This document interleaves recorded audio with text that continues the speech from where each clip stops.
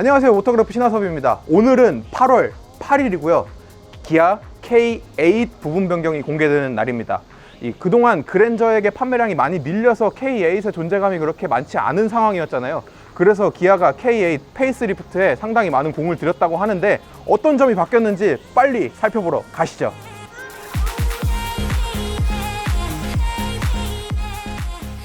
K8 페이스리프트 전면부 디자인 먼저 살펴보도록 하겠습니다.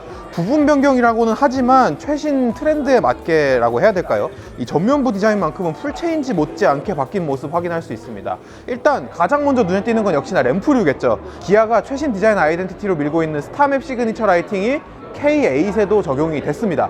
이 기존 K8 같은 경우에는 이 아래쪽에 다이아몬드 패턴의 주간 주행 등이 이렇게 여러 개 박혀 있었잖아요. 근데 이제 그 디자인 버리고 일자로 쭉 이어진 스타맵 시그니처 라이팅이 적용이 됐어요. 그래서 이렇게 가로 램프와 세로 램프가 조화를 이뤄서 차를 한층 더 넓어 보이게 하고 웅장해 보이는 그런 효과를 주고 있습니다. 그리고 이렇게 자세히 보시게 되면은 단순하게 일자로 쭉 이어놓은 게 아니라 빗살 무늬로 램프 불이 들어오게 해놔가지고 차가 너무 단순해 보이지 않게 그렇게 효과를 줬고요. 이거를 그냥 깔끔하게 일자로 이을 수 있었는데 왜 굳이 이렇게 나눠놨냐 라고 디자이너에게 물어봤는데 하이테크한 이미지를 부여하기 위해서 일자로 단순하게 있는 대신 이렇게 빗살 무늬로 무늬를 넣었다고 대답을 했습니다. 그리고 이뿐만 아니라 K5 같은 경우에는 램프 디자인이 좀 바뀌었는데도 플라스틱 부는 그대로라서 좀 파팅 라인이 지저분하게 들어가는 이런 현상이 있었는데 K8은 그런 거 전혀 없습니다. 보시면 이렇게 세로로 길게 주간주행등이 적용됐는데 이 주간주행등 아래쪽에 이렇게 블랙 하이그로시를 하나로 마치 이어지는 것처럼 적용을 해놔서 상당히 유려하게 또 고급스럽게 표현을 한 모습 확인하실 수 있고요.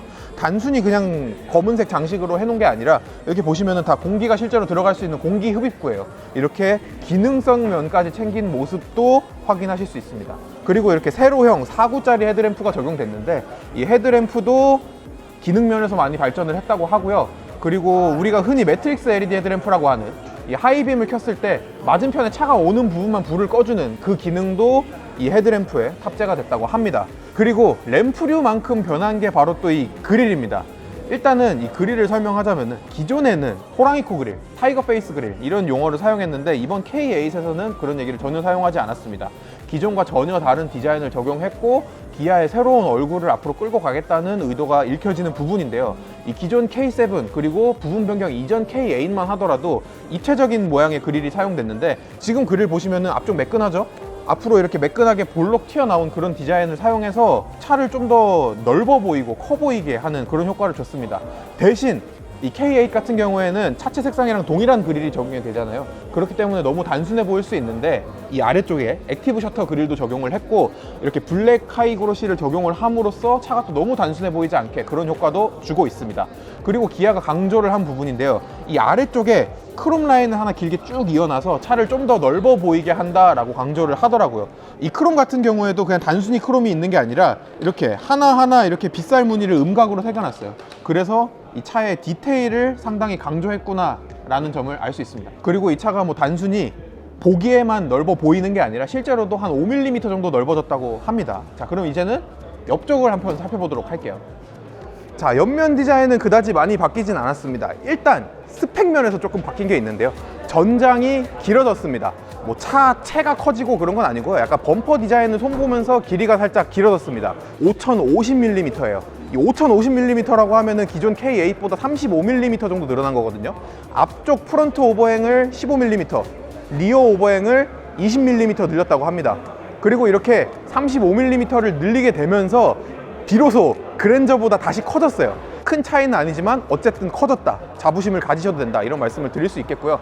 이 밖의 부분들은 그렇게 크게 변하지 않았습니다. 그나마 바뀐 점을 좀 찾아보자면 역시나 휠 디자인이겠죠. 지금 이 차 같은 경우에는 20인치 휠이 적용이 돼 있는데 앞서 EV9에서 봤던 거랑 상당히 비슷한 디자인 언어의 휠이 적용됐어요. 이 휠 같은 경우에는 그동안 우리가 세단에서 많이 봤던 대칭형 휠이 아니라 비대칭형으로 마련이 됐는데 그래서 상당히 기하학적인 모습이고 또 은근히 또 세단에 어울리는 그런 모습을 보여주고 있습니다.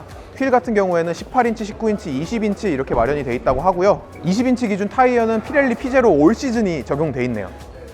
뒷면은 많이 안 변한 것 같은데 자세히 보면 또 변한 부분이 있습니다. 일단 램프부터 살펴보시면은 기존 K8 같은 경우에는 이 램프 디자인이 이렇게 선이 아니었어요. 삼각형, 역삼각형, 삼각형, 역삼각형 이렇게 해서 점선처럼 쭉 보이는 그런 디자인이 적용됐었는데 부분 변경 이후를 살펴보시면은 이쪽 가운데까지는 그냥 면으로 쭉 이어지게 돼 있고요. 이 앞쪽 가운데 부분만 앞에 주간주행등이랑 좀 디자인 언어를 맞춰가지고 빗살 무늬를 이렇게 넣어놓은 모습을 확인하실 수 있습니다. 기존 이 삼각형 디테일들을 좋아하시는 분들이 뭐 얼마나 계셨는지 모르겠지만 일단 제 개인적인 생각으로는 확실히 후면도 깔끔하다는 게 좀 많이 강조가 됐어요. 방향지시등 같은 경우에는 여기 위쪽에 이렇게 순차 점등식으로 들어오게 돼 있고요. 지금은 블랙 패키지가 적용된 차량이라서 검은색이지만 이 범퍼 하단부도 일반 모델 같은 경우에는 이 아래쪽을 크롬으로 쭉 둘러놔서 확실히 이 차의 차폭감을 기아가 강조하고 있구나라는 사실을 알 수 있습니다. 이 밖에 신규 디자인의 범퍼가 적용되면서 이 양쪽에 마치 공기가 흐를 것 같이 생긴 가니쉬가 더해졌고요. 별도로 배기구 모양의 장식을 더하지 않아가지고 군더더기 없이 깔끔한 모습을 강조하고 있다는 점을 알 수 있습니다. 일단 역시나 가장 먼저 눈에 띄는 건 스티어링 휠이죠. 우리가 기아 EV9에서 먼저 봤던 것처럼 기아 로고가 한쪽으로 치우쳐 있는 이런 비대칭형 스티어링 휠이 적용이 됐고요. 이 혼 커버도 똑같이 적용이 됐습니다. 드라이브 모드 버튼 같은 경우에는 신기하게도 이 스티어링 휠 혼 커버 6시 방향이 있네요. 그리고 기아가 뭐 소렌토 때부터 이 여러 차종에 사용하고 있는 안쪽과 바깥쪽 림의 색깔이 다른 투톤 컬러의 림이 적용이 돼 있고요. 그리고 이 스티어링 휠 뒤쪽으로 보이는 디스플레이는 12.3인치 디스플레이 두 개가 약간 커브드 돼가지고 운전자 쪽을 향해 있는 기존의 디자인이 그대로 유지가 됐습니다. 하지만 이 안에 들어있는 소프트웨어가 현대차그룹의 최신 인포테인먼트 시스템이죠. CCNC가 탑재되게 되면서 이 기아 EV9 이런 차들에서 봤던 거랑 동일한 계기판 디자인 들어갔고요.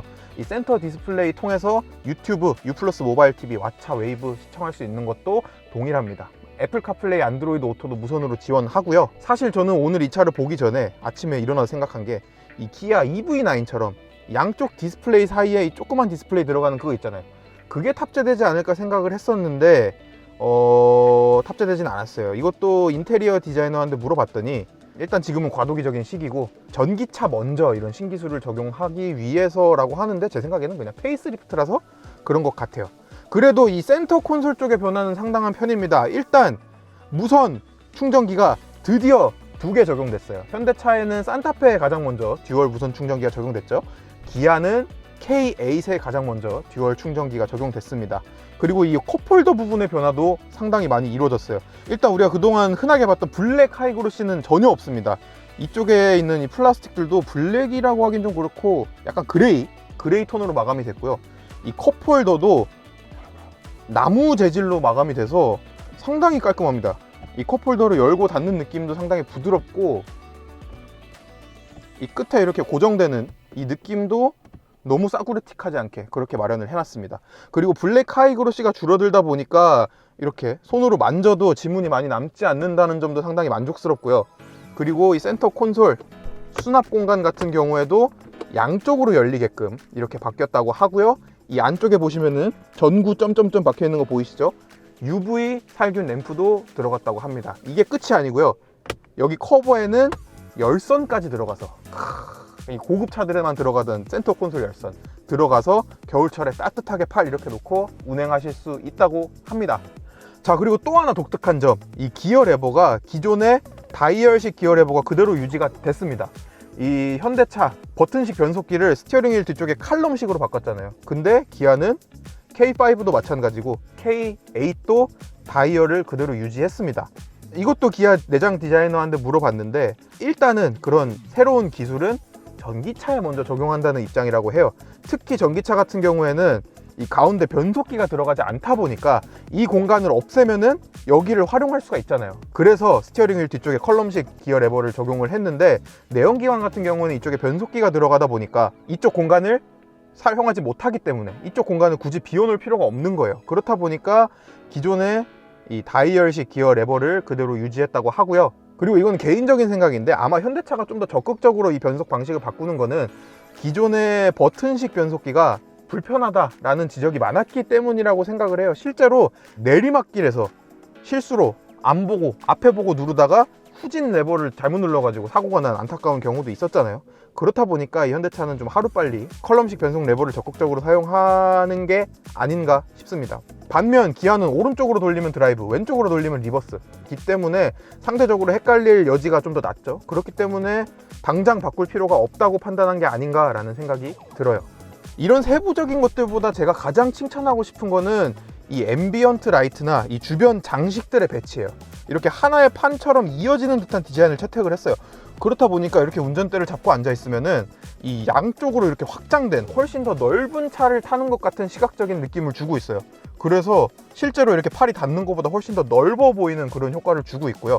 그리고 이 디스플레이 양옆, 그리고 옆에 이 스피커, 그리고 옆에 도어 쪽에 손잡이, 그리고 무선 충전기 쪽에 앰비언트 라이트가 나오게 되면서 실내 분위기를 또 너무 클래식해 보이지 않게 해주는 효과도 주고 있습니다. 사운드 시스템 같은 경우에는 메리디안의 프리미엄 오디오 시스템이 들어간다고 하고요. 이 시스템을 이용해서 액티브 노이즈 캔슬링 기능까지 지원을 한다고 해요. 자, 그리고 노면을 인식하고 실시간으로 서스펜션의 감소력을 조절해주는 이 프리미엄 차에 들어가는 이 프리뷰 전자제어 서스펜션 기능도 탑재가 됐다고 하고, 그리고 이 고속도로에서 HDL을 사용했을 때 차 속도가 변할 때 프리뷰 전자제어 서스펜션을 제어해서 차의 뭐 바운스나 피치를 줄여주는 고속도로 바디 모션 제어 기능도 적용이 됐다고 합니다. 그리고 이 스티어링 휠 감지 시스템이 그립 감지식으로 바뀌어서 드디어 이 스티어링 휠을 흔들어 주세요, 이런 귀찮은 경고 안 봐도 되고요. 차로 유지 보조 시스템도 레벨 2로 업그레이드가 돼서 이 차선 중앙을 유지하는 능력이 좀 더 좋아졌다고 합니다.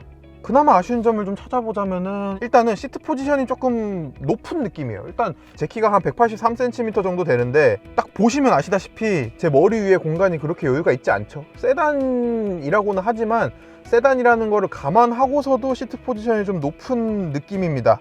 이 가운데 있는 룸미러만 보더라도 제 시선보다 아래쪽에 있거든요. 제 눈높이보다 이 룸미러가 낮아요. 저랑 키가 비슷한 분이시라면, 아니면 저보다 더 큰 분이시라면은 한 번쯤은 고려해 보셔야 할 만한 상황인 것 같습니다. 2열은 확실히 넓네요. 일단 무릎 공간 보시면은 아까 제가 1열 리뷰할 때 제 몸에 맞게 시트 포지션 설정해 놨는데 무릎 앞에 주먹이 2개나 들어갈 정도로 넉넉하고요. 상대적으로 머리 공간은 그렇게 넉넉한 편은 아니지만 어쨌든 앉은 키가 큰 제 입장에서도 머리가 막 닿지는 않을 정도라서 아슬아슬하게 괜찮습니다. 시트도 적당히 푹신하고 엉덩이 부분은 또 살짝 단단한 감이 있어서 장거리를 이동해도 그렇게 불편하지 않을 것 같고요. 뭐 리클라이닝이 된다거나 하진 않지만 시트 자체가 살짝 누워있는 형상이기 때문에 나름대로 뒤에 앉은 승객도 편안하게 이동을 할 수 있을 것 같습니다. 그리고 이뿐만 아니라 통풍, 열선, 2열까지 전부 다 지원하기 때문에 편안하게 이용하실 수 있을 것 같습니다. 실내외는 이렇게 완전히 바뀌었지만 이 안에 들어있는 파워트레인은 기존과 완전히 동일하다고 합니다. 2.5 가솔린, 3.5 가솔린, 3.5 LPI, 그리고 1.6 가솔린 터보까지 기존과 완전히 동일한데요. 일단 2.5, 3.5, 3.5 LPG 이렇게 내연기관 모델들 먼저 8월 중으로 출시된다고 하고요. 1.6 터보 하이브리드 같은 경우에는 친환경차 인증이 나는 대로 고객 인도가 시작될 예정이라고 합니다. 자, 지금까지 8월 8일에 열린 기아 K8 페이스리프트 공개회 현장을 간단하게 살펴봤습니다.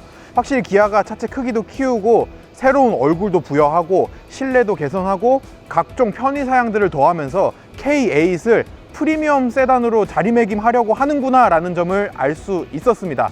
다만 차가 고급스러워진 만큼 가격도 많이 프리미엄화 됐어요. 각 모델 트림별로 400만원에서 500만원씩 가격 인상이 있었습니다. 거의 10% 가까운 가격 인상률인데요. 차가 한층 고급스러워졌고 다양한 사양이 더해졌다고는 하지만 조금 너무 많이 가격이 오른 게 아닌가 라는 생각이 들긴 합니다. 다만 그래도 그랜저랑 비교해보면 아직도 한 50만원에서 60만원 정도 저렴하거든요. 그렇기 때문에 그랜저의 디자인 호불호 갈리잖아요. 그런 거를 좀 신경 쓰시는 분들이라면 K8을 많이들 선택하지 않을까 싶습니다. 자, 그럼 저는 또 다음에 새로운 차, 재밌는 차 나타나면 여러분들에게 소개해드릴 수 있도록 하겠고요. 저는 지금까지 8월 8일 기아 K8 페이스리프트 공개회 현장에서 모터그래프 신화섭이었습니다. 감사합니다.